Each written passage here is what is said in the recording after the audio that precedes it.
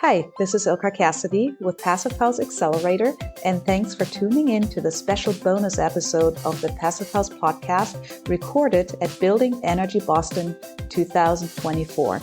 And a big thank you to New Energy Works, High Performance Enclosure, Timber Framing, and Wood-Based Building Materials for their support of the series. Welcome to the podcast, Rachel and Michael. And I'm really excited about this interview because it's very special. Rachel, I'm going to let you introduce yourself in a little bit, but what's really interesting about this interview or your presentation that you're going to give today is that you were a keynote speaker last year at the NESI conference or Building Energy Boston conference. And what happened is that you talked about something that Michael didn't quite agree with. So, and today we're here and you're giving a presentation together. So I'm really curious to hear a little bit about how you solve this. So sure. Rachel, can you introduce yourself? Thanks, Ilka. So I'm Rachel White. I'm the CEO of Bigmeister Design Build. We are a residential remodeling and retrofit firm in Greater Boston. And my colleague Brendan Kavanaugh and I gave last year's keynote, the second day keynote, on our firm's evolving approach to residential retrofit work, moving from a focus on deep energy retrofits, exterior retrofits, to doing the best that we could inside the existing building shell and then electrifying. And Michael wrote a very trenchant critique of that that was published on the NESI blog as well as at Passive House Accelerator. Yeah, hi. Thanks, Ilka. I'm Michael Hindle, and I'm the founder and owner and principal of Passive to Positive. So we're a small passive house consulting firm, but we work on everything from tiny homes to large apartment buildings for large developers. Most of our work now is an affordable, large-scale passive house. So, yeah, you know, when you say that we disagreed on some things, I don't object, but I actually like to reframe that because I felt from the beginning that we agreed on things, but maybe we were thinking differently about how to frame the argument. So I haven't told you this yet, Rachel, but in my I was an art professor. I had no experience with buildings whatsoever, and I signed up for the Passive House training. Wow. And one of the first days, Kat Klingenberg did a presentation in which she had a deep energy retrofit case study by Paul Eldrenkamp.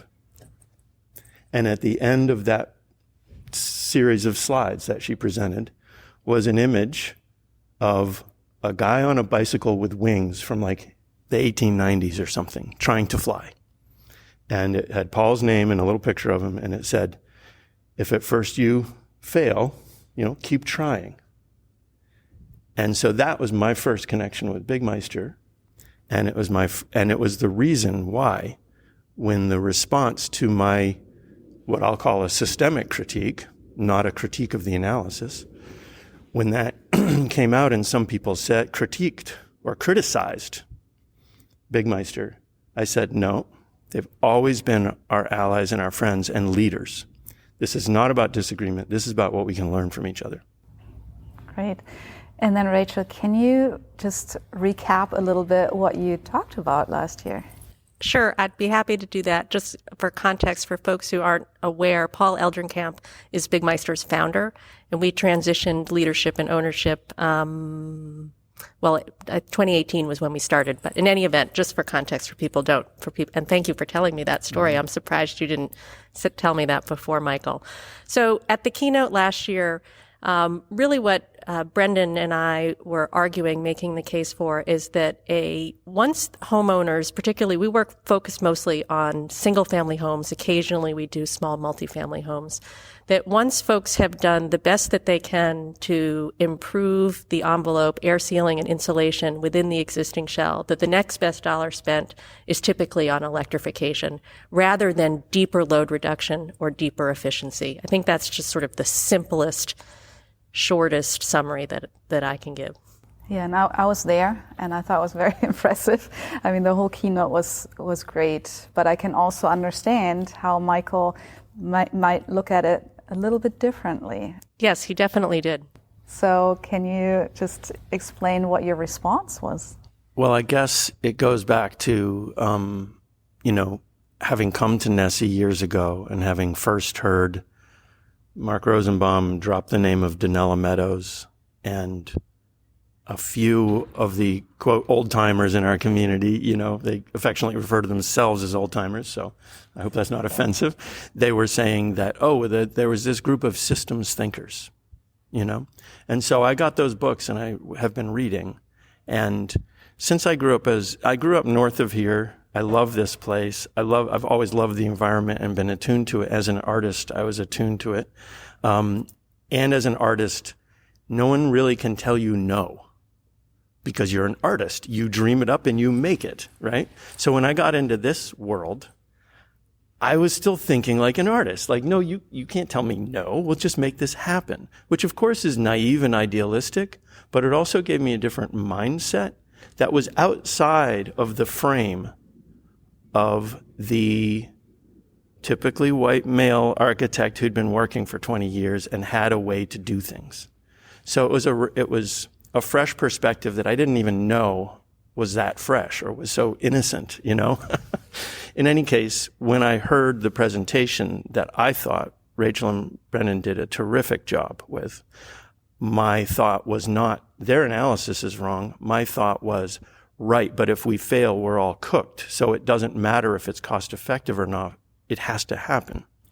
And the systems thinking reading I've been doing gave me a framework in which to think about the boundaries of the analysis and the variables that were being considered and how they affect one another. And it's clear that Bigmeister doesn't have control over a lot of the levers behind the decisions that their clients will make.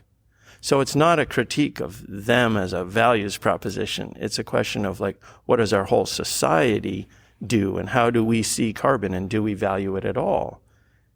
Do we value it equitably? So that was really the premise of my critique. We have to pull back the system's boundaries. We have to look for value where society does not conventionally find it.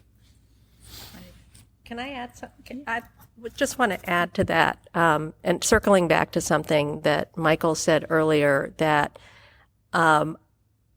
what we both experienced through this is that we gave this keynote. Michael wrote this critique, which was advocating for broadening the lens. And it wasn't interpreted or seen that way. And first and foremost, initially by me. When I first read the critique, I have to be honest and say, I was angry, I was hurt, all those things. I felt that it was somewhat unfair. But rather than retreating into, I think some of the dialogue that happened online around it was more sort of polarizing, where we're in opposition to each other or antagonists, when we really are allies. We have a common goal and we're offering different perspectives. And so I reached out to Michael to start this conversation, and Michael very graciously accepted. And over the course of many months now, we've had lots of conversations sort of leading up to this presentation. And I think speaking for myself, I feel like I wouldn't say I've changed my mind necessarily, but my perspective has really broadened and I have learned a ton through the course of this conversation. And so one of the things we're trying to bring to this panel is I think we're trying to model and show how we can learn from each other and engage constructively. Right. I think one of the funniest things is that, and I understand why it would be hurtful to read a critique. It always is. I've had critiques of my paintings and my work, and it's painful, So I understand that was almost bound to be, or almost inevitably, the reaction. On the other hand, the fact that the community that engaged in some language on various outlets, the fact that they saw the positions as polarized meant that they themselves had not pulled back the system's boundaries to say, oh, no, Michael isn't criticizing, he's critiquing the systemic structure. So, and then, the only regret I have about all of this is that the day I got the email from Rachel saying, gee, maybe we should talk, I was planning on emailing and you beat me to it. Oh. So the idea that I think we both saw in each other actually, an ally. We're both practitioners. We're both up against these things every day. We face limitations and constraints, be it a client, be it a co-design team member, who just doesn't have the vision. We are up against these constraints every day. And part of me responding to the keynote was the fact that if I don't keep vision out in front of me, I'll get depressed. If I don't see, we've got to have a visionary projection beyond our limitations, I'll just give up. It's so hard. So that's really, and particularly in retrofits. Like, retrofits are hard. And if you have people saying no, and you don't get to posit in your own mind and heart a hopeful vision of what might be possible, I just wouldn't hold up. First of all, I absolutely admire that you reached out to each other, because I know that there was this controversy and that there was quite a bit of polarization happening. And I think the best way to deal with that is just go up to each other and talk about it. Right? And that's exactly why I wanted to talk to you, because I wanted to hear that conversation that you have with each other, because it's just so important for people to hear that even if you don't completely agree or look at something from quite different angles, you can still work for the same goal. And I think that's kind of what we have to remind ourselves, over and over, that we are all trying to achieve the same goal, even if we speak maybe a slightly different language talking about it. I just think it's awesome that you made this a whole conference session to address this particular topic. So what can people expect from this session now? So you said you're going to do a panel and you basically talk to each other, but is there any kind of solution to this? Do you have any goals that address? So we're first going to try to quickly recap the cases that we made last year to catch people up who either have forgotten or weren't there. And then we're going to try to broaden the frame of the analysis to look at issues such as the social cost of carbon, the impact on the grid. And finally, I would say, maybe Michael, you want to add to this, it's just sort of thinking about the arc of the presentation, is we really want to close with we've done all of this thinking and analysis and broadening the lens, widening the lens. What do we actually do now? And, that was the other limitation of some of the responses to our written dialogue, was that people couldn't see. And maybe I didn't express it well enough, but people couldn't necessarily see that by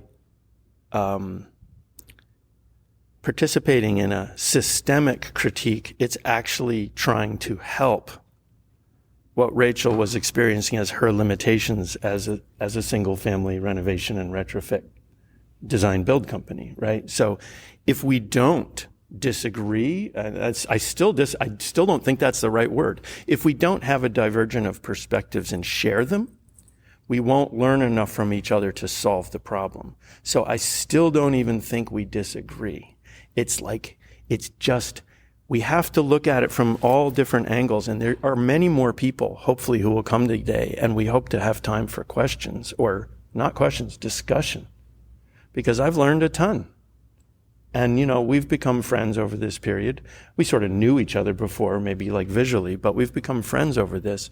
And every time I see a controversy or a polarization in our society today, all I want to do is see if we could find the ways in which we can help each other, get closer, not farther apart. Yeah.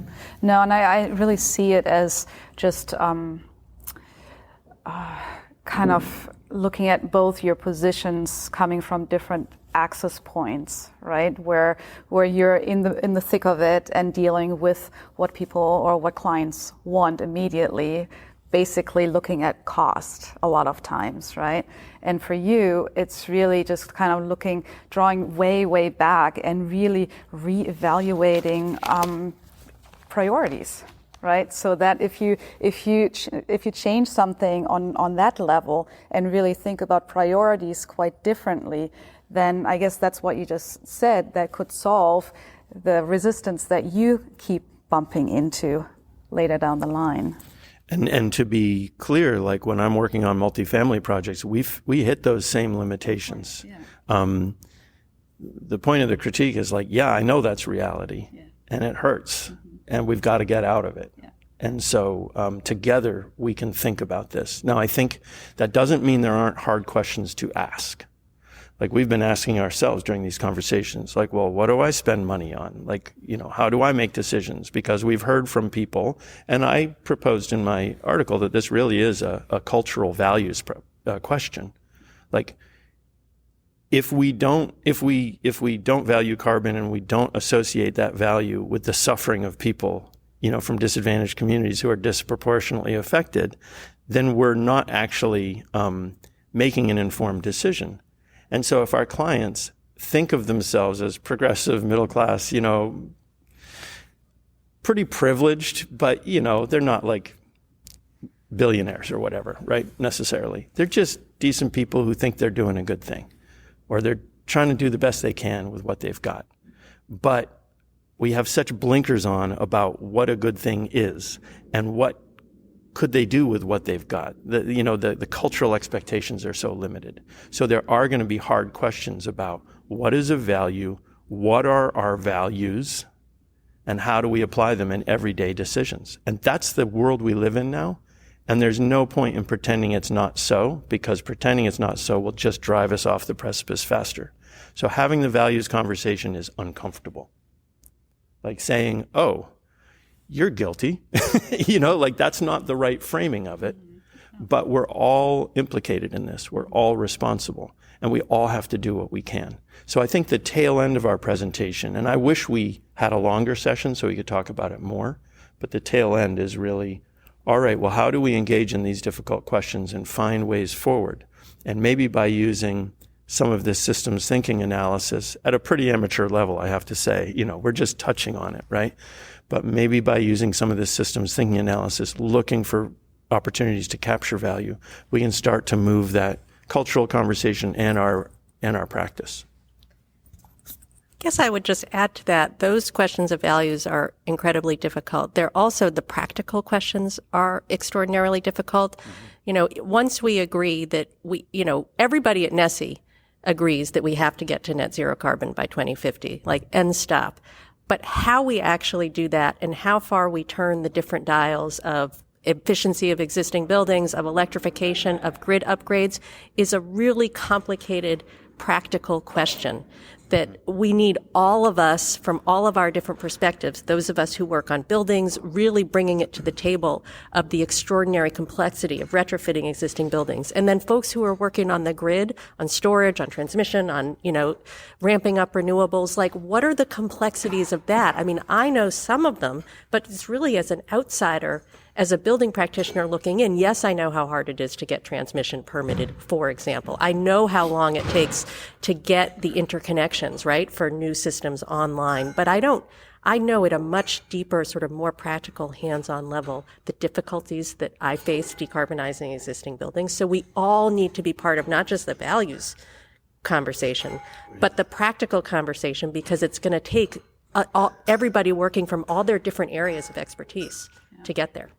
Well, and it's all about really having these, very fundamental priorities or ideas and being able to connect that to actions, right? That's what we all have to work on. And I think it's really important to keep that in mind, that there needs to be something, or that something needs to be connected, that we're not quite there yet. And I think that's why it's so valuable that you give the presentation. There should be many more, because I think it should be like one presentation at least per conference has to be about these goals. And I actually just talked to someone from a different conference, and they talked about the inner development goals.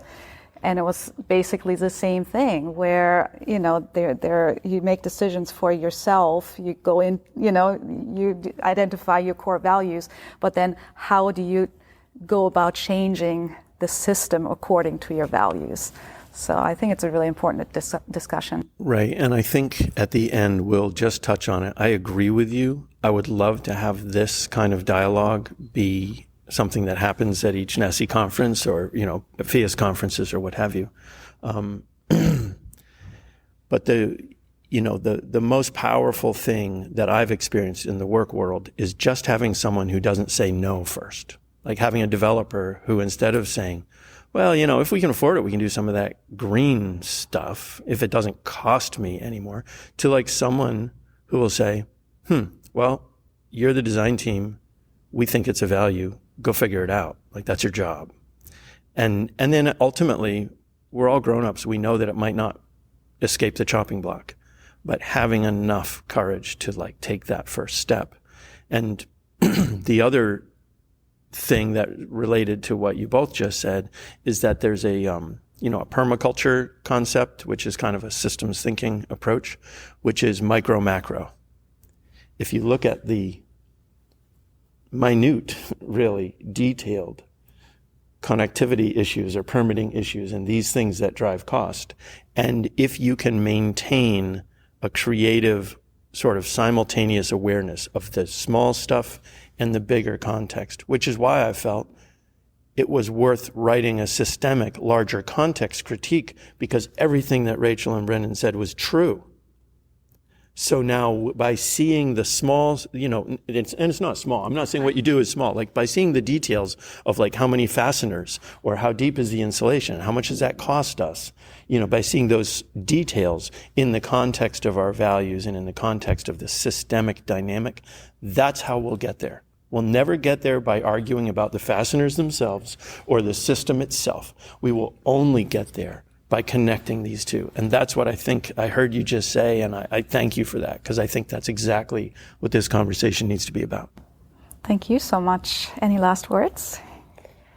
I'm just really looking forward to the session, and I appreciate Michael's collaboration and partnership and I would like to see others like this as well, with people coming from different perspectives, different focuses, different areas of expertise to talk about both the big and the small. Thank you. Thank you. Thank you so much. It was a delight.